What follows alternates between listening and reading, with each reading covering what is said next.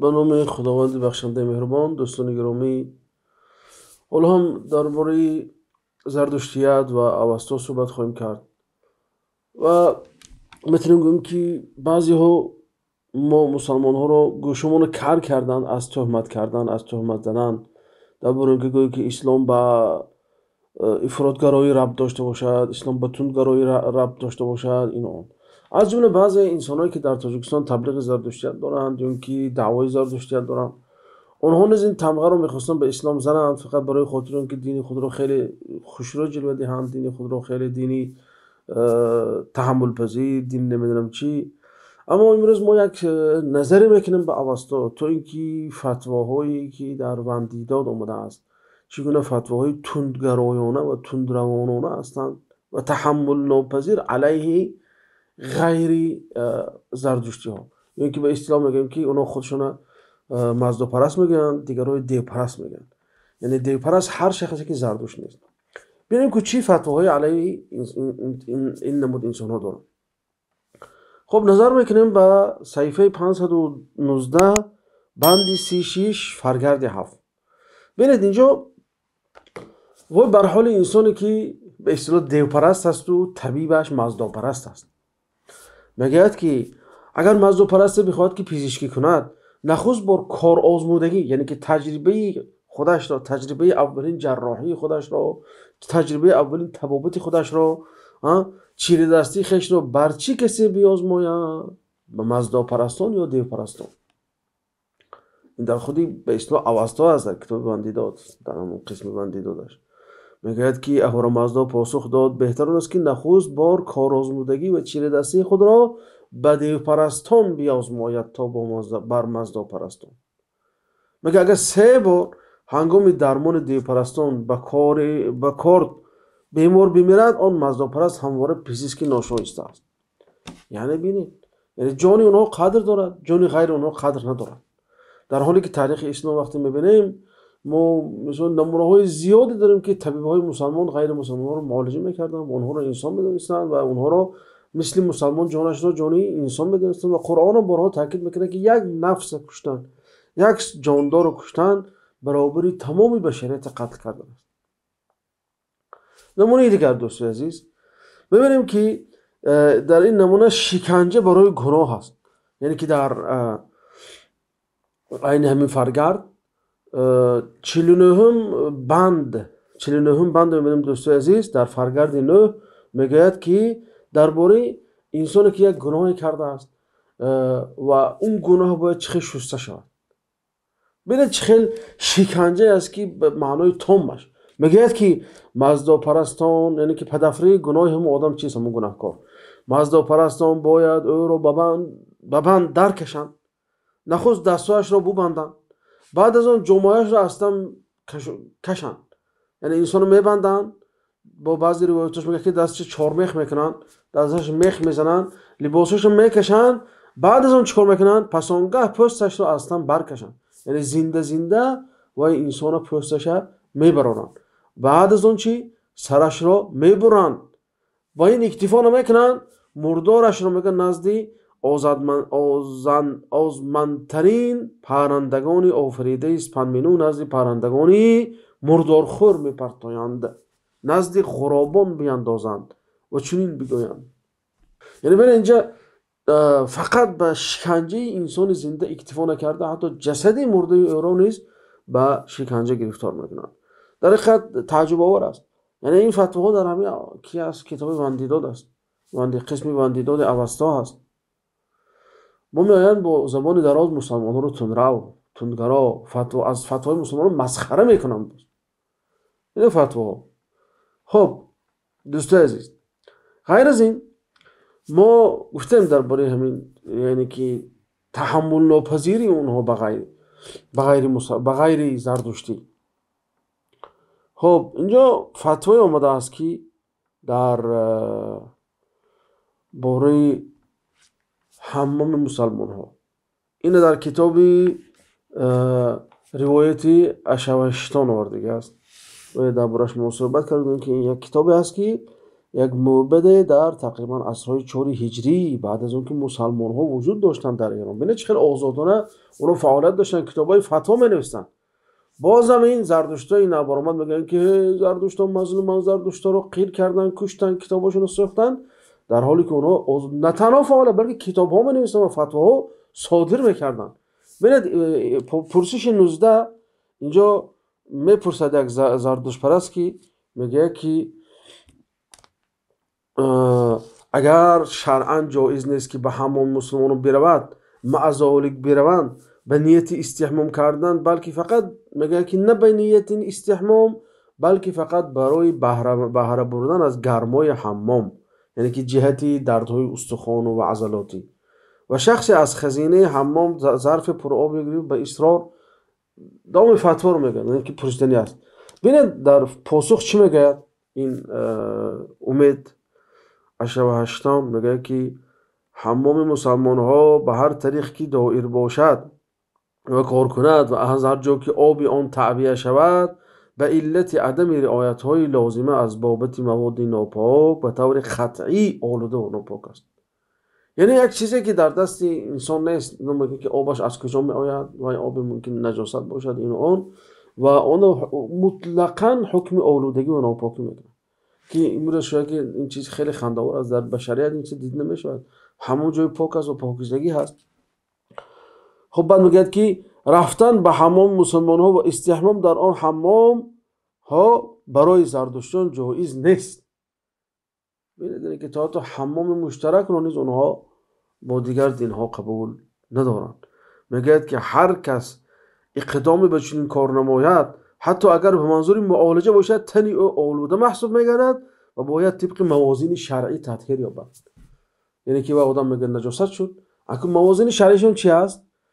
چخوری ها میکنن، در اون چخوری 3 چخوری میکنند، در یک چخوری، در 2 چخوری با پیشاب گومز، ما در حلقه گذشته گفتیم تفسیر گومز چی است. بعد از اون در سومش با آب آبازی میکنن. بیچاره حمام رفته است، با آب آبازی کرده است، میگن که تو آلوده شدی، ناپاکش نکن، باید که با پیشاب گاو 2 بار در 2 گودال، یعنی چخوری باید آبازی کنی، در سومش با آب آبازی کنی، بعد تازه میشه. اینجا نه تنها فتوای عجیب و غریب بلکه خود تحمل ناپذیری به غیری زردشتی را اینجا ما میبینیم. خب دوستان عزیز، فتوای دیگرش در پرسش رقم 25 صفحه 167 در همین کتاب روایت امید 88 فتوای رقم 25 که پرسش 25 میگه که مردی که از دین زردشتی به اسلام تغییر مذهب کرد، آیا مایملیکی که در دورانی که دین زردشتی داشت به او متعلق بود اکنون هم که مسلمان شده به او تعلق میگیرد یا نه؟ اگر کسی آن اموال را غصب کند، یعنی که به زوری گیرد، آیا قانونی خواهد بود؟ خب ببینیم که این مفتی چی میگه. میگه که ببینید بازم میگم که یعنی که میگن مسلمان ها امروز که مسلمان ها به اصطلاح بیسایی بسن، هم دیگه دیواری پست یافتن بالا، مسلمان ها هر چی خواهن بار میکنن. میگه که کسی که دینش را تغییر داده و از زردشتی به اسلام گراییده در دم مرتکب گناهی تناپوهل شده است، یعنی که گناهی که موجبش قتل است. اگر در دوران 1 سال به دین اصلیش برنگردد به مجرد خاتمه سال سزاوار مرگ خواهد بود. دیدید؟ او میگن که زردشت گفت که کسی خواهد قبول کند، کسی نخواهد قبول نکند. این چنین یعنی که در همون چیزی یسنا در 12 در بند 9 میگه که من دست به سلاح نمیزنم، من فلان نمیکنم. ولی ما ببینیم که چه خیلی اونها برای دین خود نشر کردن دست به سلاح زدن. خود همین ساسانی رو ببینیم همیشه جنگ داشتن، یا با بیزانته جنگ میکنن یا با چین جنگ میکنن یا با لشکرکشی داشتن. همشون اونها هم دعوای زردشتیت داشتن. بعد میگه که یعنی که سزاوار مرگ خواهد بود. هر مال و ثروت و درآمدی که در زمان زردشتی بودنش داشت میگه تابع قانون انسان‌های بدوی میگردن. قانون‌های بدوی چی هست؟ با شرح میده. میگه که هر زردشتی که به اون اموال قبل از همه دست یافت صاحب اون خواهد بود، یعنی که غصب میکنه. کدام زردشتی بیاد اون زردشتی مسلمان شده رو میتونه که مالش از خود کند به خود گیرد، یعنی که به اصطلاح حاضر میگه یک نمود بی‌بندوباری است، یک سمسود است. هر کی از پیش خودش سود میکند موری کسی دیگر مصادره میکند. با در چیز رقم 7 میگه که اگر برای شخص غاصب این امکان باشد که آن را در تصاحب خود نگه دارد و به آن مسلمان شده پس ندهد، غاصب محق است که آن را برای خود نگه دارد. یعنی دیگه نمیتونه از خود میکنه، دیگه مال وی میشد، مال حلال و زلال وی میشود. فتوای دیگر اینا دوستای عزیز، کسی که از جنگی همگان از جنگ دوم جهانی باخبر هستیم. در جنگ دوم جهانی یکی از کارهایی که فاشیستا میکردن، فاشیستای آلمانی، این بود که انسان‌های معیوب، کودکای معیوب و کلانسال فرقی ندارد، اونها رو سوزندارو میزدن، میکشتن، میگفتن که این باری به جامعه هست، نباید که اینها زنده بمونند. اینا رو باز از قفاش یک آدم باید آواره شود، هم برای اینا دارو صرف و یعنی که برای دولت خیلی گران میافتد، اینا برای کشته شود. لیکن یک روایت در همین وندیداد دیدم، احتمال زیاد است که آلمانی ها به همین تکیه کردن قانون خود رو براردن. یعنی که یک نمود فاشیسم هست. در حقیقت میگه که در فرگرد 2 و بند 29 و بند 37. خب اینجا برادر عزیز در بند 29 و بند 27 چی میگوید؟ در فرگرد 2 درباره جمشید، این که در چیز تاجیکی ییما آمده است، یک وعده میکنن که یک سرزمین خرم و یک سرزمین آرمانی هست که اونجا باید که یک سرزمین که همه در آرمان و حسرت اون هستند، سرزمینی که خرم است، همه چی دارد، سرسبز است، زندگی در آن خوش و گوارا هست. میگه که همون سرزمین میگه که مباد که کوزه پشت و کوز سینه و به پشت و خل و دریوک و دیوک اصطلاحی اوستایی هست، یا اینکه تباه دندان، خب پس و غیره و هیچ یکی از دیگر داخوردگان اهریمن خب بدان جا راه یابد. این وصیت به جمشید بود درباره سرزمین آرمانی در فرگرد 2 وندیداد. خب اما در تاجیکی به شکل دیگر آوردن، شاید که اوستان یک چند روایت دارد، میگه که در آنجا، یعنی که در اون سرزمین، نه پوچکی یعنی که غوری تصور کرده است تفسیر، نه در سرسینه، نه در پشت، یعنی که نه کوزه پشت و نه سینه پشت یا کوز سینه، نه اپاویا، نه حالکی، نه خالی مادرزاد، نه دیوداده، نه کجی و کلیب، نه دندانهای شالاوه بیزیب، نه پیسه و نه محرومیت از پرهون و هیچ یگان آزار در دیگر در زاده پدیده اهرمینو است به مردم ندادم. خب اینجا بریم، اینم یک نمود بعضی چیزهایی که در اونجا شاید ما تفسیرش نفهمیدیم اینجا آوردگیم در این روایتش، یعنی که این انسان ها حق ورودی به بهشتی، همون به بهشتی موعود، یعنی که به همون زمینی وعده شده و زمینی خرم و آرمانی انسان ها نباید وارد شوند، چرا که در بند 37 میگه که و بعد آنجا راه نیافتند کوز پوشت، کوز سینه بی پوشت و تباه دندان پس خب و غیره. میگه که زیرا اونها چه کردن بیچاره از داخوردگان اهریمنند. یعنی اینجا در دست اونها نیست، این بیماری بیشتر در دست انسان نیست. انسان همه تولد شده، اما اینها چه حکم میکنه اونها رو؟ میگن که داخوردگان اهریمنند. اهریمن اونها رو به این چیز، به این گونه شکل تبدیل داد. یعنی ببینیم باز همون دو خداگی هست. اونها میگن که ما یک تا پرست و یک خدا رو پرستش میکنیم، اما میگن که اهریمن قادر است که انسان به هر شکلی که خواهد اونها رو بتونه داغدار کنند. یعنی ببینید، یعنی بیچاره او معیوب و چرا او باید که از این سرزمین محروم شود؟ چرا اونجا نداره تا افتاد که دندان بیزید هم داشته باشد نداره؟ اینو نمیشد خشونت نامید، نمیشد که تحمل ناپذیر نامید. یعنی که یک انسانی که در دستش نیست، کسی بیماری در دست انسان نیست، چهره انسان در دستش نیست، اینها آمدن بیچاره این انسان رو از همون سرزمین آرمانی و خرم محروم کردن به همین فتوا. یعنی که این حالی کتابی فتوا نیست، این خودی اوستا هست، در همون خودی وندیداد آمده است. غیر از این باز کسی که میگه پیروی زردوشت نیست، وای میگه که سزاوار مرگ است. در کجا گفته است این که در فرگرد 17 بند 10 و 11. خب دوستان عزیز، بند 10 و 11 راستی در چیزی تاجیکی 10 آمده است اما 11 نه آورده است. 10 آورده است لیکن اینجا اصلا میگه که اگر ناخن‌ها با پرنده اشو زردوش پیشکش نشود، با نیزه ها، خنجرها، کمان و تیرها و پریشاهینشون و زنگ های فلاخین و در دیوان مزن در جای بگیرد. اینجا درباره انسانی که همون قانونی چیز رعایت نمیکند، یعنی که ناخن گرفتن و ناخن گور کردن و نمیدونم چیزای وزنی دارن اینها. بعد در اینجا در فرگردی چه خیلی گفتیم 17. خب در نسخه فارسی دوست از من یافتم، در نسخه فارسی میگه که در اون چه که در تاجیکی نیست، همه این گونه گناهکاران که دروغ بر پیکرشون راه یافته است خارشماریدگان دادند و همه خارشماریدگان داد سرکش در برابر آفریدگانند و همه سرکشان در برابر آفریدگار نااشونند. بده یعنی که زردشتی نیستن.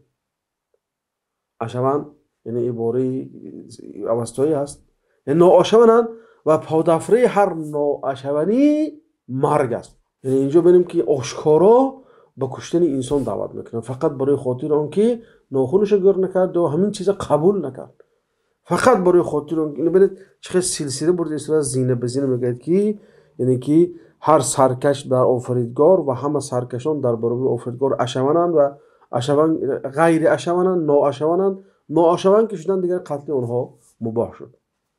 اینم در همین کتاب آمده است. غیر از این یعنی که در خشونت در حقیقت جاهای تعجب آور هست دوستان عزیز که مثلا میگوید که خب اینجا از چیز تاجیکی باز میارم دوستان عزیز، میگوید که همین گناهکاران که دو روز بر پیکرشان راه یافته خار شماریدگان داد سرکشان در برابر آفریدگار و همه سرکشان در برابر آفریدگار نااشونند و پدافره هر نااشون مرگ است. این خود قضاوت کنه دوستان عزیز. خب کسی که درباره کشتن 10,000 گربه در فرگرد 14 آمده است، اینم در حقیقت چیزی تعجب آوری هست. خب گوش کنید دوستان، اینجا در بند 5 فرگرد 14 یعنی یک نمود وزنینه های داره که در حقیقت انسان همه نمیدونه خنده و گریه. یعنی برای یک گناه انسان میره چه است که 10,000 گربه رو کشد، 10,000 موری بر شکم خزنده رو کشد، 10,000 سنگ نمایی را بکشد، 10,000 سنگ پوش، 10,000 قرباقه، 10,000 موری دونکش، 10,000 موری گزنده و 10,000 مگس و فلان و بسمده. اصلا انسان یا عمر اگر زندگی کنه از قفای 10,000 مور و 10,000 فلان و 10,000 بسمدون گرده یا عمر نمیتونه کنه خودش شده. دینه که اصلا به منطق انسانی سازگار نیست. غیر از اون که شکنجه هست. اگر همون انسان همین چیز اگر مکلف کنی او میتونه از بحر همین کار برای ده او میتونه که همین کار به جا بیاره و کی کفالت میده که انسان 10,000 دقیقاً 10,000 دونه رو مثلا کشت. بعد عیبی بیچاره مار، عیبی بیچاره مگس و عیبی مرچه چی است که انسان گناه کرده باید اونو کشته شد؟ این چی منطقی هست؟ خب درباره میتونم گفت که کسی که اطاعت زردشت نمیکنه در فرگرد 16 در بند 18 میگوید که همه سرکشان در برابر آفریدگار ناآشونند و هدفره هر ناآشون مرگ است. یعنی که تعمیم از عام است، فرق نکرده است در کدام رای است ناآشون است، همه رو زیر تیغ گسیل میکنه، همه رو. باز فتواهای یعنی که غیر از اون که فتواهای خشونت آمیزی هست، اینها برای این فتوایی است که استثمار نیست در اون دیده میشود، استثمار شخص، استثمار جنسی تا حتی دیده میشود. در فرگرد 14 بند 15 خب میگه که او باید یعنی که آدمی که گناهکاری است، یعنی که سگ آبی کشته است، میگه که او باید اشوانانه و پرهیزگاران دختر دوشیزه مرد نادیده رو چون تاوان براوان سگ آبی به اشوان مرد بدهد. یعنی باید که به یک موبت به یک زردشتی باید برای اون که گناه کرد حد دخترش چه عیب دارد، خواهرش چه عیب دارد که باید دختر و خواهری و به یک زردشتی به یک اشوان داده شود. این چی دینه هست؟ این چی باوریه هست؟ این چی پایمال کردن حقوق انسان است که برای گناه پدر باید دختر، برای گناه برادر باید خواهر جواب دهد. با دوشیزه میگه شر نکرده، مرد نادیده میگه. و میگه که اهورامزدا پاسخ داد گفت که یکی از خواهران یا دختران جوانی که از مرز 15 سالگی گذشته و گوشواری های در گوش داشته باشه. دیگر فقط مونده از اون بیان تفصیلات بدنی زن کند، بیان تفصیلات بدنی دختر کند. از این پیشش گفته بود که باید برای وی خانه آماده کنه، برای وی بستر و بالشت و کورپچه و دیگه چی آماده کنه.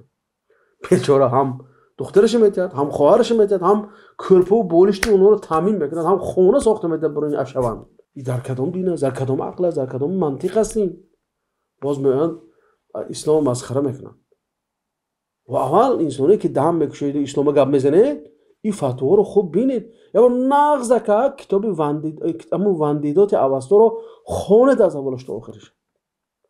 بسیاری از محقق میگن که یگانه قسمتی که از اون چیزی گم نشده است همین وندیدات است.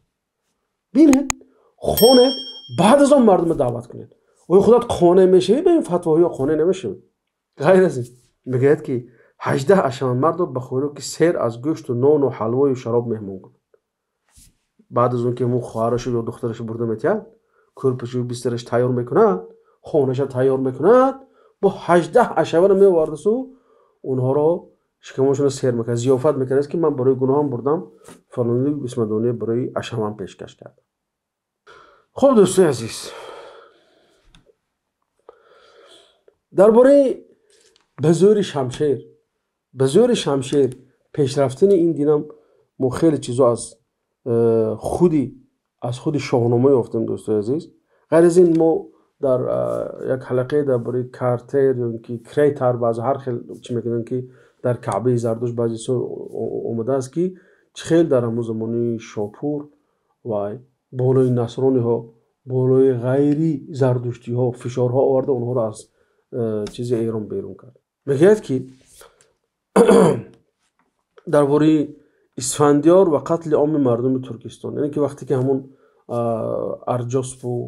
ارجاس به گشتاس هجوم میکنه، لهراس پدری که میکشد، همونجا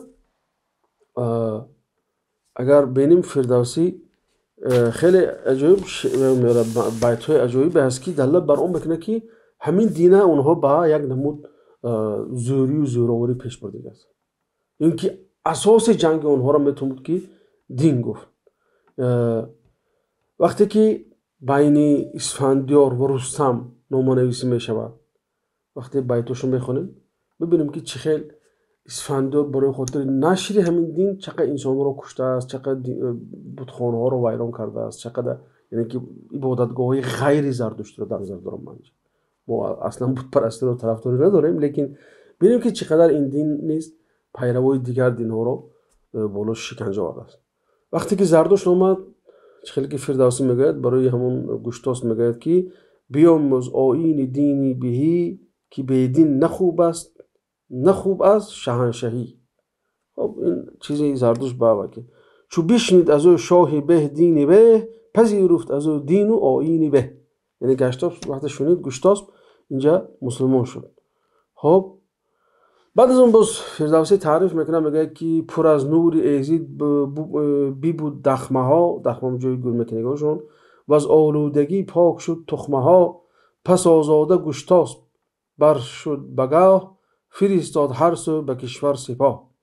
خب بعد از اون میگه که یکی از سبب هایی که مثلا خودی همین جنگ بین گشتاس و شاهی ترک یعنی که شاهی چین یادآور میشود، این همون چیزی است که زردشت یعنی که میگه که تو نباید برای وای چیتی مالیات پرداخت کنی، نباید که برای وای جزیه پرداخت کنی و او رو تیله میکنه به خاطر جنگ کردن با همین علیه چینی ها و در نتیجه اونا میآیند پدری گشتاس لهراس رو میکشن. باز میبینیم که چخیل گشتاس پسرش اسفندیار وقتی که طرفی چین میفرستد و طرفی زابلستان و سیستان به خاطر جنگ برستان میفرستد، میگه که بدو گفت پایت بزین اندرا همه کشوران را بدین اندرا. یعنی که به گل دسته که مردم به دین خودش نمیدارد و مردم هم مثلا با آسانی از دین خود نمیکردن و این هم اومد گفت که مردم به دین درآور. مثلا در جای دیگه میبینیم که در یسنا در بند دینه میگه که من قسم در نسخه تاجیک گفته که کلمه شهادتی زردشتی ها، در اونجا در آخر قسمتش میگه که من دست به سلاح نمیزنم.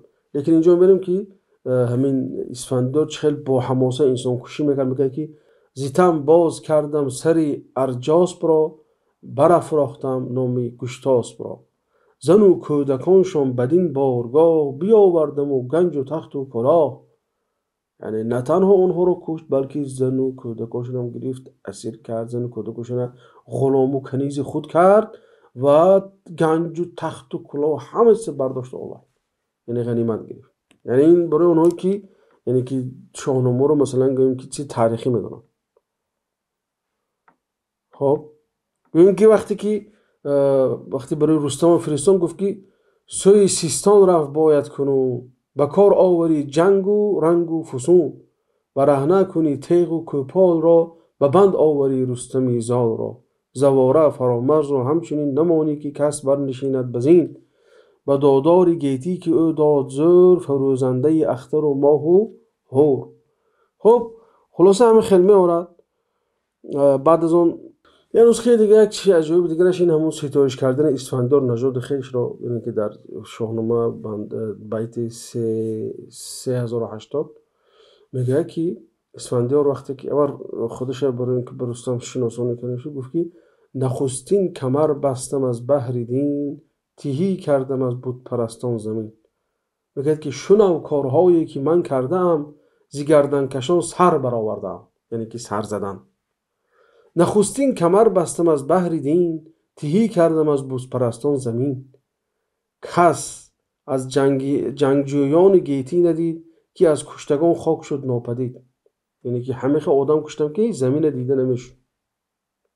برای چی؟ برای دین زرتشتی رو پیش بردن، برای خاطر همین خود رو چی نشون دادن.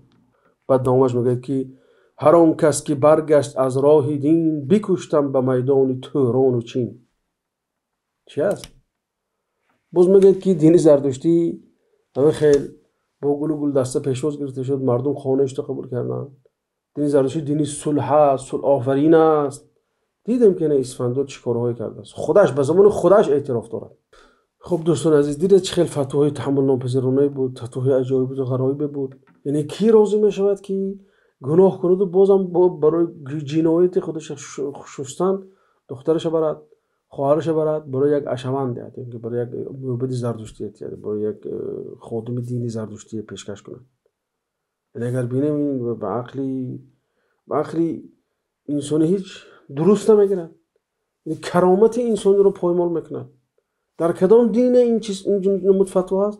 فقط در همین دین هست، در این دینی که به نام زرتشت است. این چیز در اسلام نیست، در نصرانیت نیست، در یهودیت نیست، در یگون دین نیست، بجز در دینی که انسان ها به دست خود ساختند. این احکامی است که از آسمان نفرآمده است. این احکامی است که انسان ها به دست خود جور کردند، به دست خود ساختند. بنابراین اونجا دیگر استثمار جنسی جا دارد، استثمار نیروی انسان ها جا دارد. چون که بعضی جنایت ها هست که گفتگن که باید که 1000 بند هیزم بیارد، 1000 بند خوشبویی بیارد، 1000 بند فلان کند. همه این برای چی؟ برای خاطر اون که همون کاری که محبت باید کند، همون انسان جنایتکار گردنش بار میکنه. یعنی چون قداست به محبت دادن که چخیلی در روایت شما است که محبت باید اطاعت کرده شد، از محبت که باش بیرون در باید کسی محبت گوش نکند دوزخ میره باید این اون. اما اسلام باشد چی؟ همیشه محور در اسلام الله تعالی هست، محور یکتاپرستی است، محور خداپرستی است، محور ترس از خدا هست. یعنی توبه مسلمان به این توبه اینها اگر قیاس کنیم چه خیلی است. گناه شستن مسلمان چه خیلی است و گناه شستن اینا رو دیدید چه خیلی است. ما فقط با یک گریه کردن، ناله کردن، با یک نصف شب خیسه دوره کردن و خدا از خدا پرسیدن میتونیم که توبه خودمون رو در نزد الله تعالی اعلام کنیم و توبه ما قبول شود. اما اینها رو ببینید چقدر مشکل کردن.